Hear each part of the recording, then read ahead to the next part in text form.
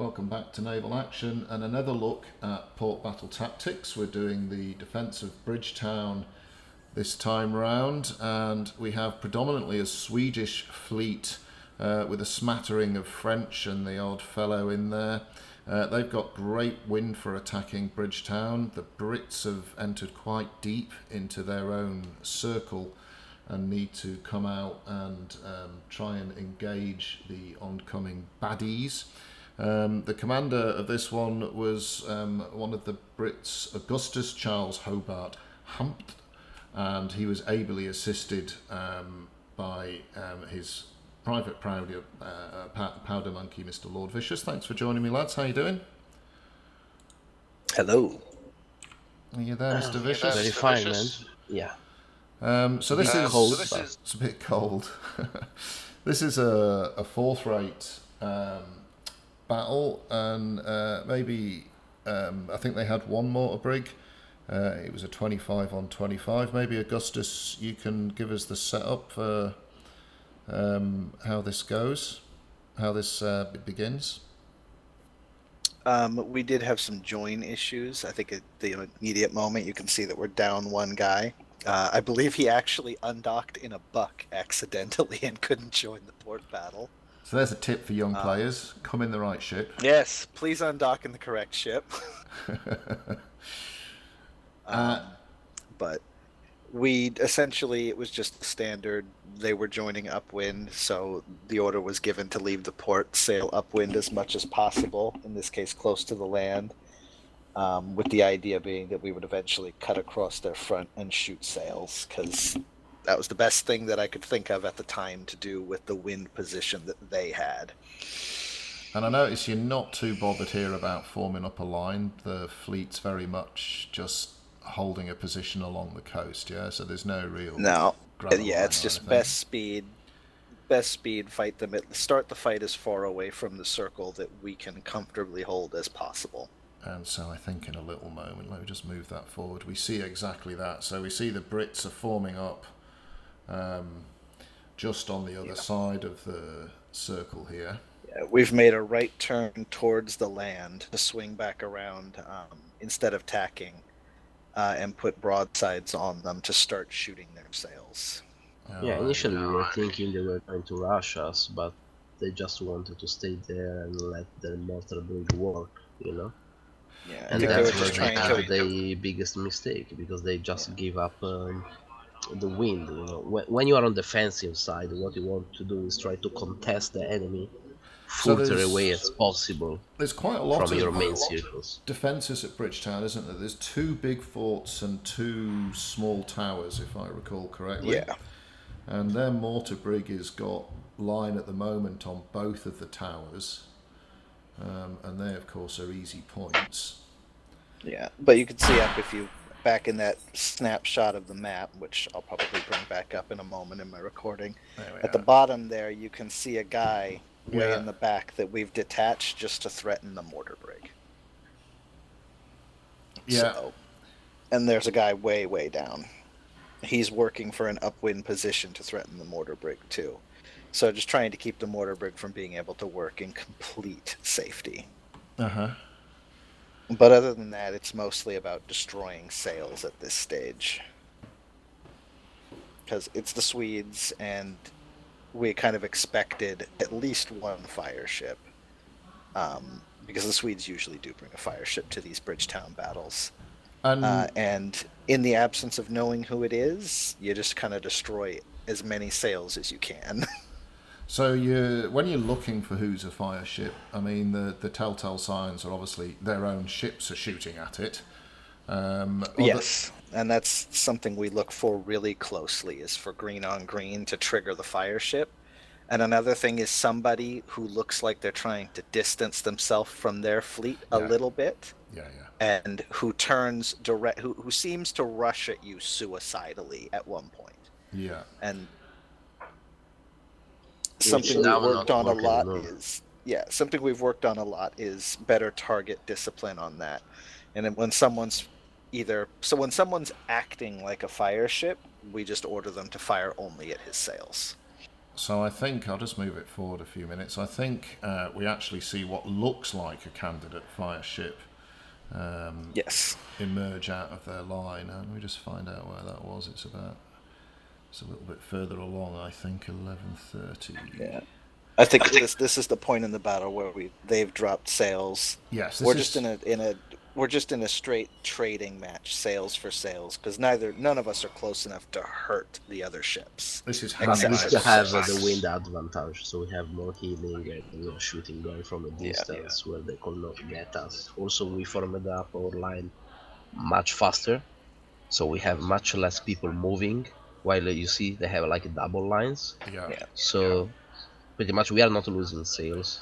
They keep losing sails. But it's because important. In the Yes. background, beyond my map, you can see we've ordered ships to just drop sails entirely too, so that they can't lose any sails. Yeah, we can see that to the right there, right of Jon Snow. Everybody's sails are down. So, I mean, it's probably important for people to realise that the Agamemnon-noms are a little bit overpowered even against themselves. So at 300, at 300 meters, you can't really penetrate the hull at all. All you're going to be able to do is knock at each other's masts and sails. And of course, arguably the mistake the enemy are making in this particular one is that the clock's ticking. At this point, we've got 2 circles, they've got 1, and they're giving up time. Yeah. And that's kind of why we're not fussed Time and about wind. just being parked right here, because the wind is in their favor right now. So the longer we run towards the wind shift, kind of the better for us. I mean, it could hurt us, it could help us, but right now the wind is horrible for us. Yeah. And we're trading time for, well, time's the most valuable thing in the world right now on the defense, because we have 2 circles and they have 1. Yeah, it's horrible, but we are putting good use with this technique. Because technically we are advantaged with that way. So one of the reasons you have an advantage is with the wind blowing into you, it's tilting your range, isn't it? It's tilting your ship, so you've got better range. Yeah, so you can actually sometimes get yourself in a situation where you can shoot them, but they can't shoot you. Yeah. I mean, you're never at those ranges. You cannot damage a ship anymore. No. You can only damage the sails. You're not going to pen the masts. So, in a situation where they're sitting sails up and we're sitting sails up, we might as well be hurling popcorn. You see here, we are completely, almost everybody is with no sails up, while they have half fleet still sailing. Now the other thing, this is actually a good shot. I like this shot. Here you go, have a crack at this. This is how good mortar brigs are. Bump, bump, bump. Goodbye tower. Nice camera work to whichever young chap is recording this one. Me. So the other interesting thing I noted, and we'll see it a bit later on the map, is that they've had to dedicate 2 ships to protect their mortar brig because of our prowler who's sitting sort of south of it right now. Here's an excellent example of a very well telegraphed fire ship attack. Although in this case he was a fake. He's come out of his fleet like that. Yeah. And he's coming too towards blatant, us. it's an attempt. So we identified him super early as a fire ship risk. So just in case, we have everyone start moving again, because the worst. Just check how his sails are going down. He's 91 now, and then you can see literally him going from 90 to 60 in a matter of 20 seconds. Yeah, exactly. Because everybody's focusing fire on his sails. And the reason we put our sails up in this case is because the worst thing that could happen to us is if he was a legit fire ship and he caught us with our sails down. Yeah, of course. So he's coming in, you're giving his sails an absolute pounding. And this requires a bit of discipline. It's always tempting for captains to want to sink enemy ships. Look his sails now. Yeah, 12% gone. Well, he's got the best part of probably 6 ships being able to get good flush shots on him. Yeah, and they're all shooting chain. And there's lots of Look, chains. he's already 73. Yeah, so he's losing sails. So given he's a fake fire ship, that's rather an expensive. Yeah, and you see him starting to turn away. I think by now we've realized that he's probably a fake. Yeah. But here's their fleet starting to move again. The idea was they were hoping to make us. They were hoping to make us panic turn downwind straight away from them. Yeah. So that's HMS Teabag now for the rest of the... we built a lot of discipline now in the British fleet, so this kind of tricks not part any panic anymore in our fleets. So if we just jump forward a little bit, we'll see this is the beginning of their charge now. So they're offering a lot of canvas again, aren't they, at this point? Yeah. I think And that we're just involuntarily the shooting. fake run, fireship run, pretty much triggered them to charge because he's alone in the middle of us, isolated with no sail. He can't return back. Look at the wind. So at that point, they didn't want to lose a ship for nothing, so they straight charge in. And Augustus, you've ordered the fleet to basically turn and run with, yeah? Mm-hmm. Yeah. The idea being to kill the first couple ships that come in. Yeah. And the guys on the wings can just wobble in their course and shoot back over their shoulder, essentially at sails. And the idea being is if you aim at the sails for the guys in the back half of their line, it creates a gap. The guys in the front keep going, the guys in the back slow down. Okay. Yeah, I reminded here the strategy when casters to double. So we have the people in the middle try to clog on the first guy that enter. You see, they get instantly scared as soon as they lose 50-40%. While the guys on the wings, left and right, you see they get more space, they go more left and more right, and they keep chaining the biggest amount of the enemy in the middle. So like the guy out here on the far right wing in this shot, he's far enough away that no one can damage him except for damaging his sails, as well as the guys out in the left, because these ships, this is fourth rate port battlers are like everyone driving a Tiger tank that's only armed with machine guns. Yes, Like, absolutely. you see, the guy's totally on the left with one chain volley can probably hit the 6-7 enemy ship. Yeah, he's letting go 25 cannons, 30 cannons, and getting 90, 120 sail hits. And again, we're seeing easily just down to the bottom left there that they've had to commit resources still to protect their mortar brig. You can see how also Augustus is clicking on every enemy, checking their sails, the status continuously. Yeah. And in fact, so just again for newcomers, this map, although it's kind of a bit shit to be honest, it is useful because you can see the health of you can see the health of an enemy ship, not just the location. Yeah. Shameless plug. Please, devs, let us zoom out more. Yeah. Definitely. By the way, on the right, we identify a new fire ship, which... Yeah, this guy that everyone's kind of scattering away from, he's on fire. Yeah. So that's why you see our fleets, sails, so he's not our anymore fleet's danger. hedging to the left, their fleet's hedging to the left away. Yeah, that's the mistake they made, that they keep putting their fire ships in the front of them, so at the end we destroy the sail of the fire ship, so it's more a danger for them than for us.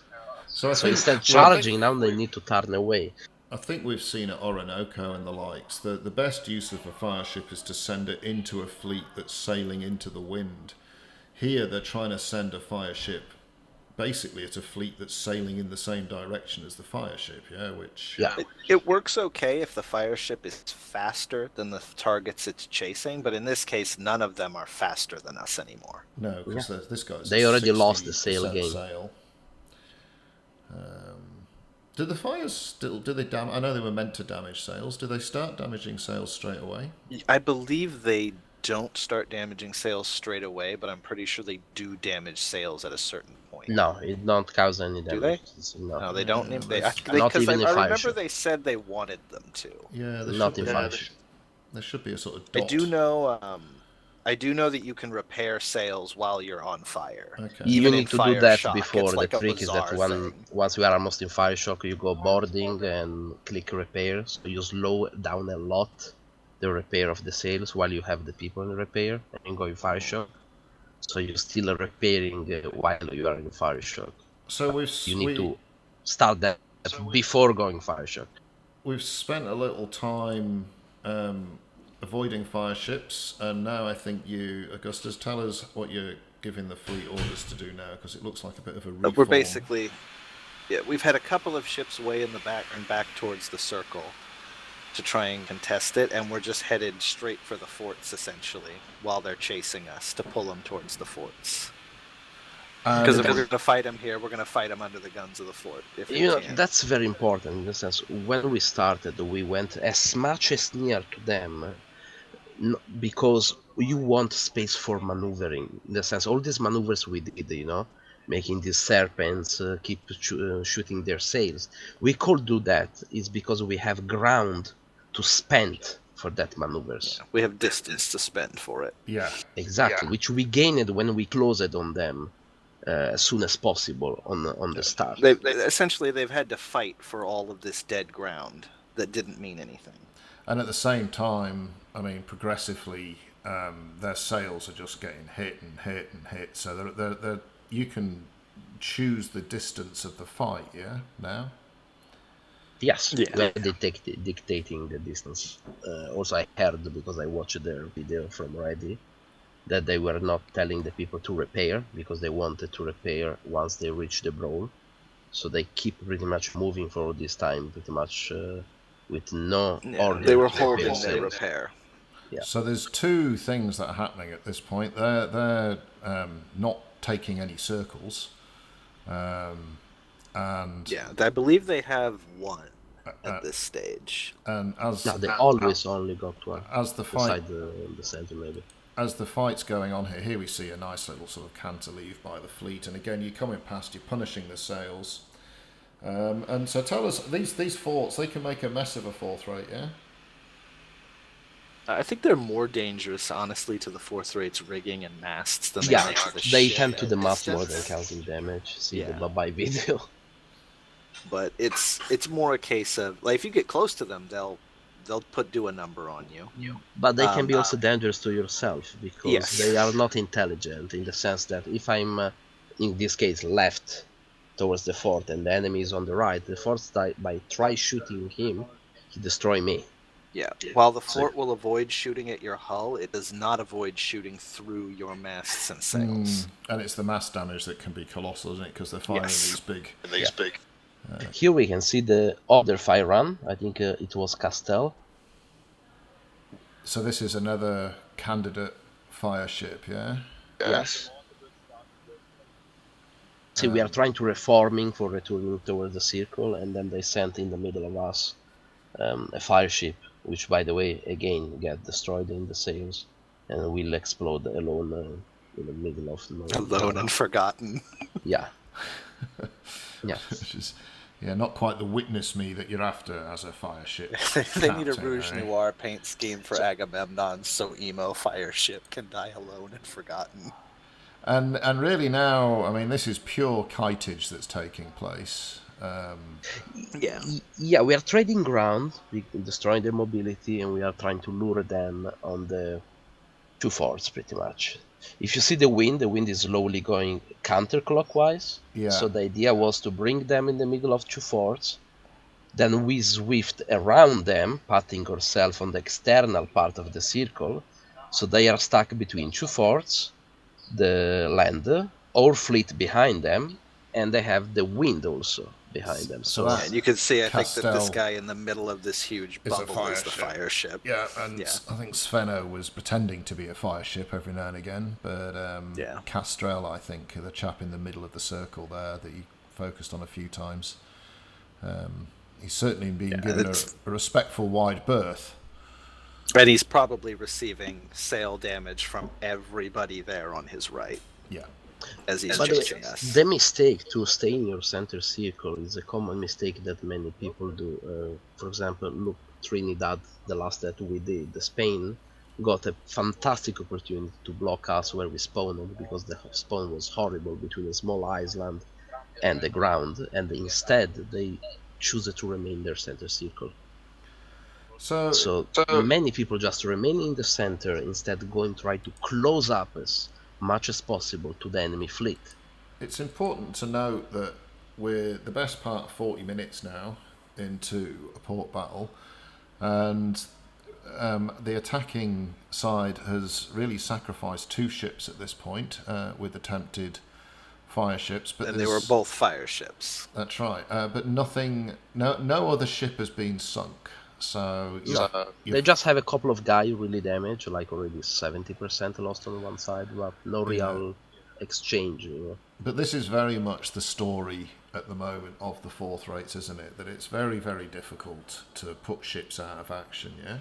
Yeah. Yeah, it's tanks armed with pop guns.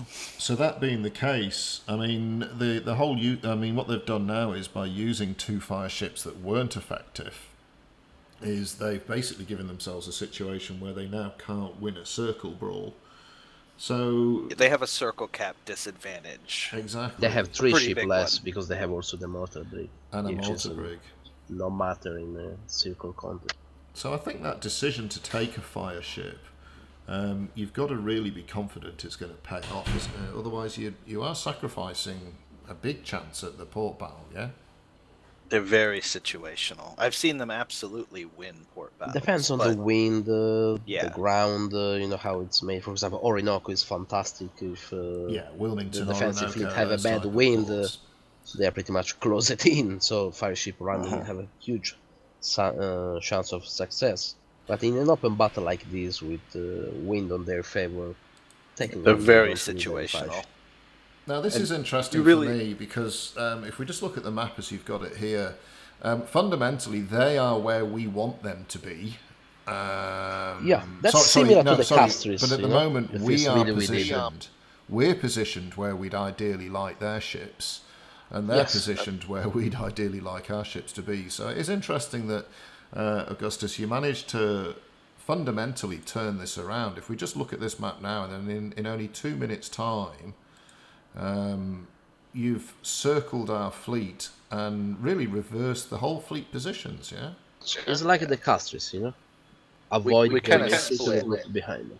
Everybody who could go upwind of their fleet is this group led by me that's passed through their fleet, and you see a couple guys getting hung up there. Yeah. And then the group that couldn't get upwind went downwind and around them. And so we just kind of circled around on both sides of them. And I think we had a couple people get rammed and get into trouble here. Yeah. But the whole fleet has completely circumvented their fleet, and now we have them against the land. And the forts, I believe, are to the bottom right. Yes, they are in this picture. Yeah. So And we this have is a no good fear shot. at this point of the forts shooting through us to get to them. And so again, in a situation where it's very difficult to brawl ships to death, they've got themselves, the wind isn't so good, or you've got them, I should say. The wind isn't so good. They're up against the land, and they're in range of the forts, yeah? Yeah, both And shores. our wind Also, you is see Alan different. on the right going isolated Yeah, for killing their mortar brig. You see that isolated white ship. Yeah. You on can the deny right. them It's points going that to kill way. the enemy mortar brig, so they will lose the ability to destroy the forts. And because they've lost a couple of ships, even though we're looking at the best part of 50 ships dancing in this circle, they haven't got the numbers anymore to win the circle. And I think there's a red name, so somebody got boarded back in that mess. And So how got boarded. we traded a ship for this position. But you can see the fort there in the upper right, and the fort down in the bottom. No, that's right. They're in the coverage, actually, while you just said that. If I bring up my And map at this here. point, everybody kind of only needs to tack against the wind. Yeah. And we have an upwind position on them. So I mean, if you look at where the wind is relative to my ship and my compass on the bottom left there, Yeah. right now I'm pretty much almost neutral wind with them, but they're all facing the wrong way, so they're going to surrender the wind to us at this point. Also, they lost a lot of their fleet cohesion. You see, they're going left, right. They really don't know how. They're in a big organize. fleet ball, and especially around the boarding action there. So I mean, honestly, that boarding action may have actually helped us a bunch because they're in a giant fleet knot right there. Yeah, and I mean because you've ordered a command essentially 3 or 4 minutes ago to get everybody to sail through their fleet, and a good captain on the other side will do all things possible to block ships off and pull them out to isolate them. Yeah. Ideally, you want if somebody tries to sail through your fleet, you want to pick one guy, bully him out of the line, and leave him alone and forgotten behind in the middle of your fleet. That's the moment we notice also they left body to guard the circle. So I'm sending Zrupiel to take the circle. So while we are brawling, they're going to lose also their original circle. Yeah, because we have a cap advantage at this point. We have 2 ships in addition to them, so we don't. If we cut ourselves to say equal in this circle, they have to sink someone to take the circle or force someone out to take the circle.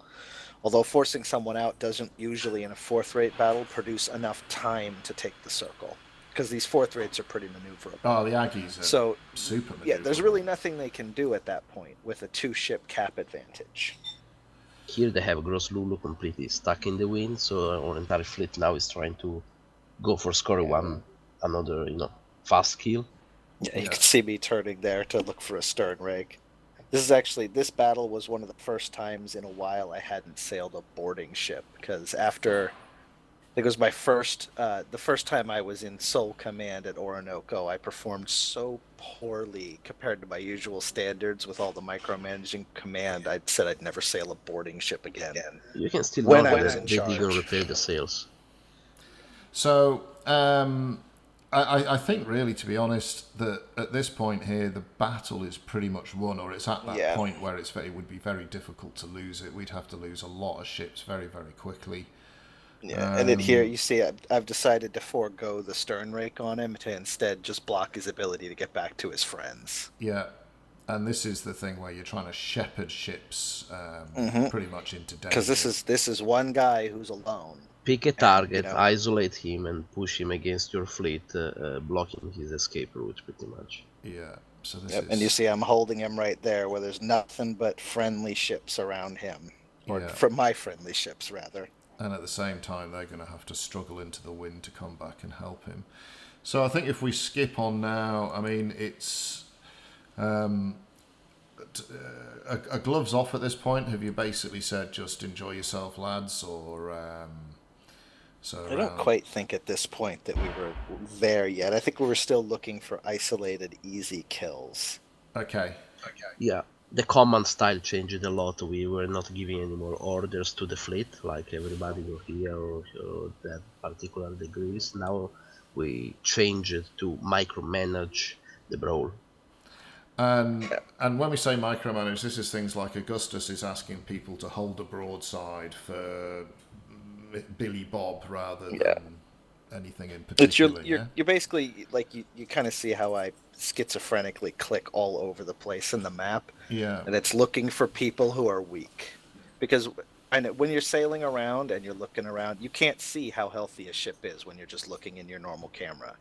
So it's very easy to sail past a crippled ship and not realize that you could have sunk him with one broadside. So and this more information is always helpful. I'll give you an example. Now you see Red in the middle, completely destroyed on one side, and he's going to pass by one of us, So instead telling to X and Y, you go for that guy, we stepped up the level of micromanagement to say, okay, you hold your right broadside, because in 10 seconds you will have an enemy passing by with his weak side.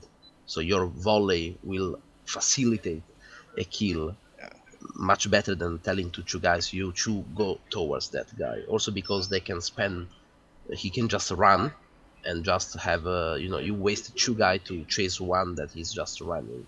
And this way the enemy have much less preparation. It's always better if you sink a ship, that ship's gone. He's not contributing any more damage to the battle, no more capping power. So would you rather spend all your damage across the whole enemy fleet or on one guy? I say sink one guy. Take the guns off the board. So it's about looking for the low-hanging fruit in the brawl and directing the people who are in a position to grab it.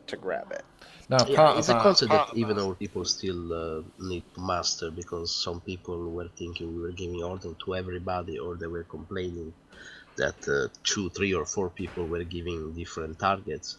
But the people need to realize it's not anymore an order for the entire fleet. It's very picky orders just for the 2, 3 guys around that particular target. But this is it's dedicated orders. It's a lot of micromanagement. It's actually really hard for one person to control an entire battle like this. Of course, you're 25 ships. But I think we commented this a couple of vids ago. Also, you spent more time in 10 seconds the situation change. Yeah. So I can say to a guy, hold your right, and in 10 seconds I lose another situation. So that's why at this point you have 3, 4, 5 commanders not giving a general strategy, just simply micromanage small groups of our fleet to optimize their volley, because many people have the tendency that once they have a broadside loaded, they try to find the nearest target, and sometimes they just volley even a guy full health point, while if they hold that for 10 seconds and maybe turn right, they got, the final volley on another guy. But I think this is, Augustus, as fleet commander, you have to spend a lot of time in your map. But everybody, even if you're closing in on 2 or 3 ships, use the map to easily work out which one's the better target, yeah? The map is probably your best friend in a port battle. Yeah. Like, I'm notorious for spending huge amounts of time in the map. Like, the amount of time I spend in the map in this battle is not even abnormal for me. No. Just because I use it for target selection, I use it for thinking ahead about where I'm going to go. Sometimes sometimes you can't see the flags. You're not sure if it's a target, and the game can be really derpy about telling you which ship your crosshair is really on in the upper right. I know. So the map in the bottom right, the little radar screen in the bottom right, is a huge help. Your map is an even bigger help. Yeah. That's like the number one advice I can give to aspiring port battle players is it is not possible to be in your map too much. That's right. No, I have to say, I know I've made mistakes where I've thought the guy next to me is a baddie, and it's only as the complaints come over comms you realise you've just dumped 50 cannon shots those into that a friendly. have and those that will. If you've never shot a friendly in a port battle, you haven't been in very many port battles. Or stern rake ready, Or stern rake, yeah. I've done that as well. I've stern raked the wrong one as you come past. I think I've been stern raked by a friendly before. And the lads are always appreciative of friendly cannibals. So at the end of this battle, really, it's only... it's not like an absolute pancaking. I think it ended up something like 9 ships to 2. The enemy lost a total of 9 ships. We got 1 captured as we tried to pass through the fleet. Yeah. And one guy lost all of one side as he tried to get through the fleet. But I'd say this was a good example of a kite and control port battle. Would that be how you describe it? Kind of. It's like a fleet cohesion victory. Like you see, most of our guys are on one side, most of their guys are on the other side. We're picking up individual enemy ships that we can kill. And part of that is, in the case, I think this was like the 3rd or maybe the 4th battle that I had run. So there was to some degree something of a lack of confidence in exactly how close we were to a victory. So I was playing somewhat cautiously with stuff. So we're not in there going crazy. Yeah. Because at this point, looking at the points, looking at the position, looking at the ship, we're going to win unless we fuck something up. Yeah, no, that's right. And so, there's a saying from the Battle of Jutland, when you're winning, risk nothing. No, that's right. And it's the prerogative really is for the attacking fleet to make something happen. The defensive fleet should just hold dearly what they have. So is there anything else you want to add before we sign off on this one? I like how we're zoomed in right now on the one maneuvering pickle I got myself in. Crammed between 2 I want another thing. A commander need to know also when is the moment to retreat. Look at the health point status of their fleet. They have less numbers. Staying that in the circle will just bring them more losses. At certain point you need to realize you call win or not win this battle. Yeah. And what I see many commanders still making mistakes is not preserving their fleet. Yeah. Although I must admit they're giving jurors away left, right and centre at the moment. Alright guys, look, thanks very much for that. I'll get this up in short order. And I hope if you stick some comments, guys, if you're watching this, stick some comments in and let's have a bit of discussion about the sort of 4th-rate type battles, and especially this is a 4th-rate battle from a defensive perspective. So give us a like, give us a subscribe. I'll see you on the ocean, and I'll catch you. Devs, please lower Agamemnon armor. Yeah. Please take away the, like you say, the Tiger tanks and the spitball guns. Tiger tanks with pop guns. Yeah. Alrighty.